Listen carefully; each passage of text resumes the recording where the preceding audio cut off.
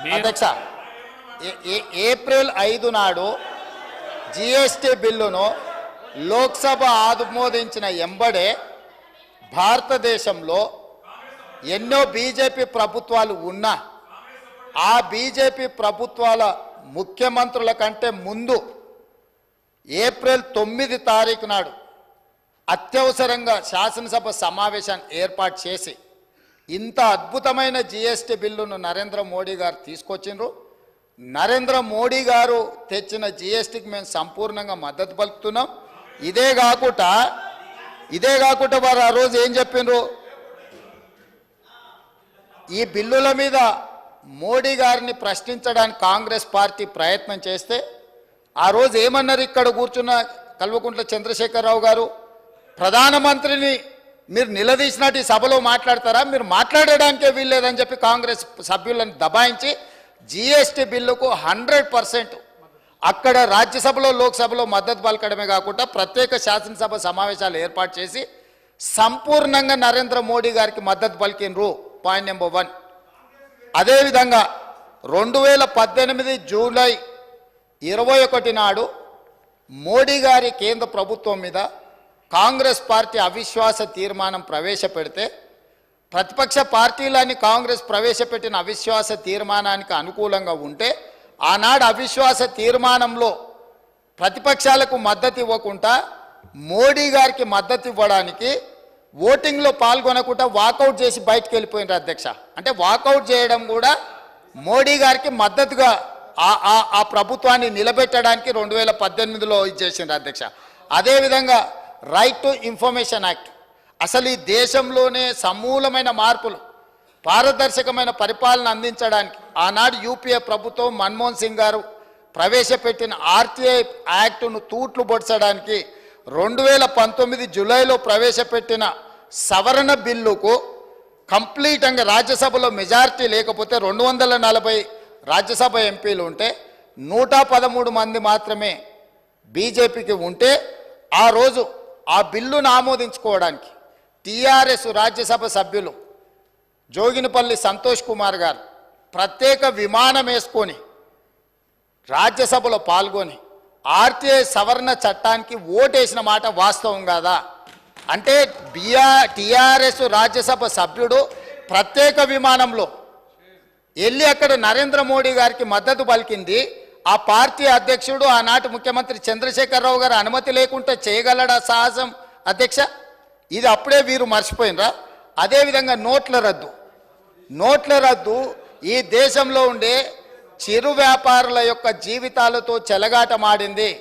నోట్ల రద్దు చేసినప్పుడు కాంగ్రెస్ పార్టీ సంపూర్ణంగా తప్పుపడితే 2016 డిసెంబర్ 16 నాడు నోట్ల రద్దును స్వాగతిస్తున్నట్టు ఇదే అసెంబ్లీలో చంద్రశేఖరరావు గారి తీర్మానాన్ని ప్రవేశపెట్టి ఇది అద్భుతం, ఈ నోట్ల రద్దుతోటి దేశంలో సమూలమైన మార్పులు తీసుకొస్తాయి. ఆ రోజు వారు ఏమన్నారు, ఇంకా ఈ నోట్ల రద్దుతోటి పూర్తిగా మార్పులు జరుగుతాయి, ఎప్పటి నుంచో నేను ఇట్లాంటి గొప్ప గొప్ప మార్పులు తీసుకురావాలనుకుంటున్నా, దీని ద్వారా ఈ మొత్తం వ్యాపారాలు అన్నీ బాగుపడతాయని చెప్పారు. కానీ చివరికి ఆ నోట్ల రద్దుతో ఏమైంది అధ్యక్ష, జీడిపి ఇప్పటి దగ్గర వారు గొప్పలు చెప్పారు కదా జీడిపి గురించి, ఈ నోట్ల రద్దుతోనే 2% జీడిపి తగ్గిపోయింది అధ్యక్ష ఈ దేశంలో. దాంతో దాదాపుగా 3 నుంచి 3.5 లక్షల కోట్ల రూపాయల నష్టం జరిగిందని చెప్పి నిపుణులు నివేదికలు ఇచ్చిండ్రు అధ్యక్ష. ఆ నోట్ల రద్దుకు మద్దతు పలికిందే వీళ్ళు అధ్యక్ష. ఇదే సభలో తీర్మానం చేసి గొప్ప నిర్ణయం అని పొగడ్తలతో ముంచెత్తిండ్రు అధ్యక్ష. ఇదే కాదు, 2017లో రాష్ట్రపతి ఎన్నికలు జరిగినాయి అధ్యక్ష. ఆనాటి బీజేపీ అభ్యర్థి రామ్నాథ్ కోవింద్కు వీళ్ళందరూ లైన్లో నించొని ఓట్లేసిండ్రు అధ్యక్ష. అదేవిధంగా ఉపరాష్ట్రపతి ఎన్నికలలో వెంకయ్య నాయుడు గారికి అండగా నిలబడి ఓట్లేసి బీజేపీకి లైన్లో నించొని ఓట్లేసింది వీళ్ళే అధ్యక్ష. అంటే ఎన్నికల్లో కూడా బీజేపీకి అనుకూలంగా ఓట్లేసి ఈరోజు ఆనాటి నుంచి ఈనాటి వరకు మేము పోరాటాలు చేస్తున్నాం అని చెప్పి సభ ద్వారా ప్రజల్ని తప్పుదోవ పట్టించే ప్రయత్నం చేస్తున్నారు అధ్యక్ష. అదేవిధంగా ఆర్టికల్ 370 రద్దు చేసిన రోజు ఆర్టికల్ 370లో కంప్లీట్గా కేంద్ర ప్రభుత్వానికి నేను సాక్షి సభలో 370 రద్దులో వీళ్ళు పోయి నరేంద్ర మోడీ గారికి మద్దతు పలికిండ్రు అధ్యక్ష. ఇదే కాదు అధ్యక్ష, ట్రిపుల్ తలాక్ విషయంలో కూడా 2019 జూలై 30 నాడు ట్రిపుల్ తలాక్ రాజ్యసభలో చర్చలో ఓటింగ్లో పాల్గొనకుండా బయట కూర్చొని ట్రిపుల్ తలాక్ వీళ్ళు సంపూర్ణంగా మద్దతు పలికి పాస్ చేయించారు అధ్యక్ష. అదేవిధంగా అధ్యక్ష, అంతర్రాష్ట్ర నదీ జలాల వివాదాల సవరణ బిల్లు అధ్యక్ష 2019 ఆగస్టు పార్లమెంట్ సమావేశాల్లో ప్రవేశపెట్టిన అంతర్రాష్ట్ర నదీ జలాల వివాదాల సవరణ బిల్లు, డ్యామ్ సేఫ్టీ బిల్లు కూడా టీఆర్ఎస్ స్పష్టంగా మద్దతు పలికింది అధ్యక్ష మోడీకి. అదేవిధంగా రాజ్యసభ డిప్యూటీ చైర్మన్ ఎన్నికకు సంబంధించి 2018 ఆగస్టులో రాజ్యసభ డిప్యూటీ చైర్మన్ ఎన్నికల్లో బీజేపీ ఎన్డీఏ అభ్యర్థి అయిన జేడీయూ అభ్యర్థి హరివంశ్ నారాయణ సింగ్కు టీఆర్ఎస్ స్పష్టంగా మద్దతు పలికింది అధ్యక్ష.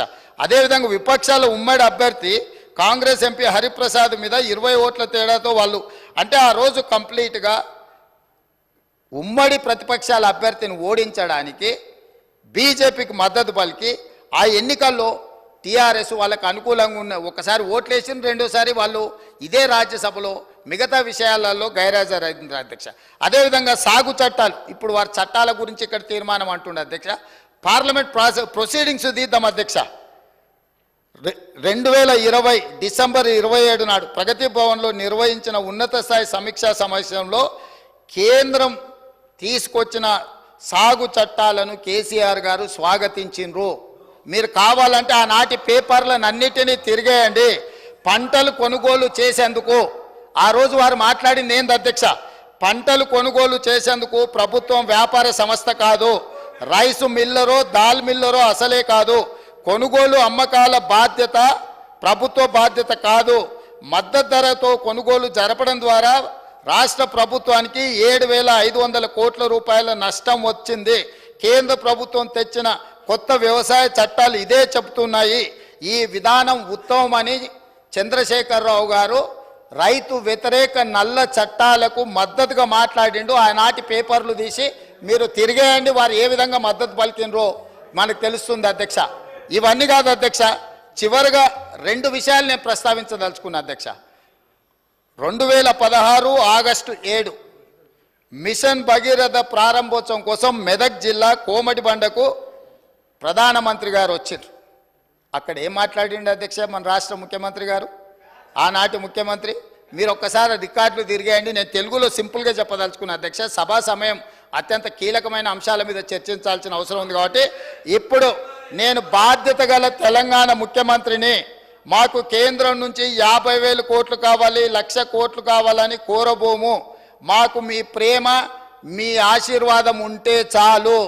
హమ్కు కుచ్ భీ నహీ చాహియే, ఆప్కా ప్యార్ చాహియే అని ఆయన ప్రేమలో మునిగి తేలి తెలంగాణ నిండా ముంచి తెలంగాణకు 50,000 కోట్లు 1,00,000 కోట్లు వద్దే వద్దు అని స్పష్టంగా వేదిక మీద కోట్లాది ప్రజల ముందు మాట్లాడి నరేంద్ర మోడీ గారికి ప్రధానమంత్రికి మా తెలంగాణకు నిధులే వద్దు, నువ్వు నన్ను ప్రేమిస్తే చాలు, నీ ప్రేమలో మేము అమరులం అయిపోతాము, తెలంగాణ ప్రజల్ని ముంచేస్తామని మాట్లాడిన చంద్రశేఖరరావు గారి పార్టీ ఈరోజు చంద్రశేఖరరావు గారు సభలోకి రాక తెలంగాణ ప్రజల యొక్క హక్కులను కాలరాసి తెలంగాణ ప్రజల ఆత్మగౌరవాన్ని మోడీ గారికి తాకట్టు పెట్టి ఈరోజు వాళ్ళు వచ్చి కాంగ్రెస్ పార్టీ అన్యాయం చేసిందని, కాంగ్రెస్ పార్టీ కొట్లాడతలేదని ఇవాళ ఉదయం 11 గంటల నుంచి పార్లమెంటు మెట్ల మీద తెలంగాణకు ఇవ్వని నిధుల మీద రాని అనుమతుల మీద రాహుల్ గాంధీ, సోనియా గాంధీ గారు, మల్లికార్జున్ ఖర్గే గారు మా ఎంపీలతో నాడు దీక్ష చేస్తుండు.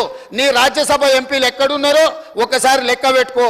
విలీనం కోసం ఇల్లు తిరిగి చీకట్ల అందరినీ కలిసి వచ్చి కౌగిలించుకునే ప్రయత్నం చేసి అన్ని వ్యవహారాలు చేసి వచ్చి ఇప్పుడు సభల అసలు విషయం పక్కదారిన పెట్టి రాజకీయ వివాదాస్పద అంశాల మీద చర్చకు చేసి అదానీలతో అంబానీలతో చీకట్ల కుంభుక్కయ్యే అలవాటు మాకు లేదు. కాంగ్రెస్ పార్టీ ఆల్రెడీ మా మంత్రి గారు చెప్పారు, విద్యుత్ విధానం మీద ఇప్పటివరకు 10 ఏళ్ల పాలసీనే లేదు అధ్యక్ష. తెలంగాణకు విద్యుత్ పాలసీని తీసుకొచ్చి స్పష్టంగా తెలంగాణ రాష్ట్రం ఏ విధంగా విద్యుత్ పాలసీని తీసుకురాబోతుందో ఈ సభలోనే చర్చ పెట్టమని స్పష్టంగా చెప్పినాం అధ్యక్ష. ఒక సంస్థను ప్రైవేటైజ్ చేయాలంటే దానికి నోటిఫికేషన్ ఇవ్వకుండా పబ్లిక్లో చర్చ చేయకుండా ప్రభుత్వం అధికారికంగా నిర్ణయాలు తీసుకోకుండా జరుగుద్ది అధ్యక్ష. గాలివాటం వార్తలని పట్టుకొచ్చి ఇక్కడ మాట్లాడి గాలి మాటలు మాట్లాడడానికి అధ్యక్ష ఈ సభ పెట్టుకున్నది? మీరు వారికి అనుమతి ఇచ్చింది ఇట్లాంటి మాటలు మాట్లాడడానిక? కాబట్టి ఒకరోజు మీరు మేము ఎవరము ఏ అంశాల మీద 18 సార్లు మేము తిరిగి ఇవాళ మేము మిగులు రాష్ట్రంగా 14,000 కోట్ల రూపాయల మిగులు రాష్ట్రాన్ని మీకు అప్పచెప్పినాం.